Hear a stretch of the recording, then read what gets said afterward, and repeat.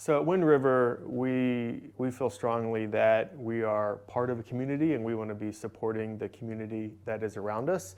And so every month we choose a charity as our charity of the month. And so Blue Ridge Area Food Bank was our partner charity for this past January. And we chose Blue Ridge Area Food Bank because we know that in the last several years, uh, families have felt additional stress financially throughout the pandemic and all of the impacts that it had on people's ability to work and their financial security.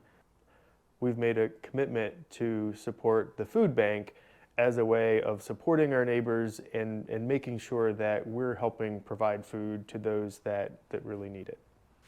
So the Blue Ridge Area Food Bank is a regional nonprofit. We're one of 7 food banks across the state of Virginia and one of 200 across the country that fall under the Feeding America umbrella. We serve the 25 counties and 8 cities along the spine of the Blue Ridge Mountains. We have about a 12,000 square mile geographic footprint in our service area.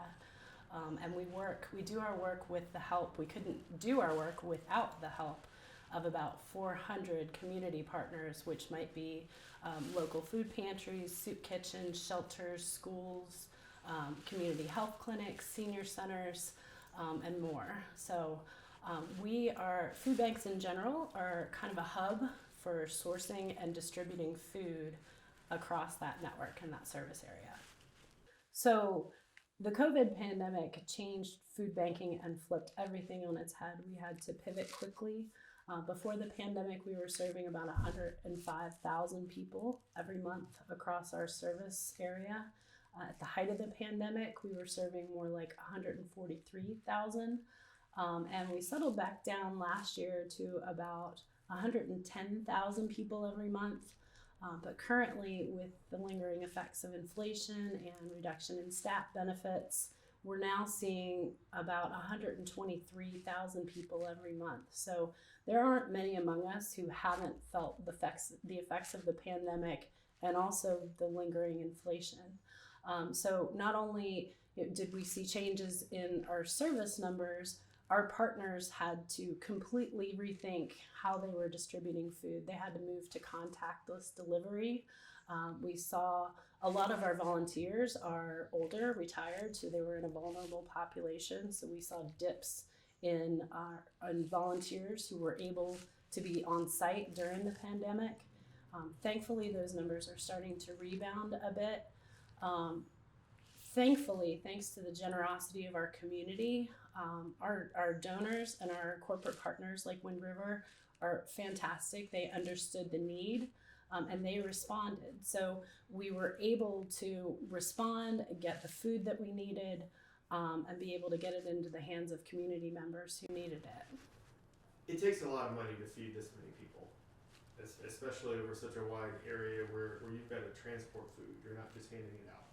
So where do you get the funding to support a service of this scale? By and large, food banking across the country is really neighbors supporting neighbors. 80% of our budget is privately funded. We have people who donate individually through family foundations.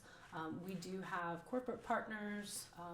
We sometimes are fortunate enough to have corporate grants, but largely our support comes from our individual donors and our partners. And it really doesn't matter how much money you have when you're looking to donate. It really is where you come from, the heart. I learned a long time ago that when you donate, it's not what people do with the money that you give. It's where your heart is when you give it. You know, how can I wanted to make the biggest difference. Of course, that's what every donor wants to do, right?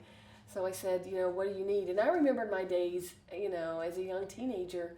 And I remembered that, it all starts with food. There's a lot of great charities out there, and there's a lot of great things being done in our communities. But when you don't have enough food, you usually can't get to the next stage. Especially when you're a teenager in school and you don't have enough food, the embarrassment factor is high. I was fortunate because we had community cafeteria workers that would, you know, it was mandatory back then that everybody ate at the cafeteria, and they would slide extra food to the kids that they didn't have enough. But if you don't have enough food and you're in a situation where you can't get it, or it's even embarrassing, or you feel like, you know, people are watching you, especially as teenagers, you know, you're not gonna do that. But I've been very impressed with the food pantry and the food bank, and I know that, you know, they just make it a natural.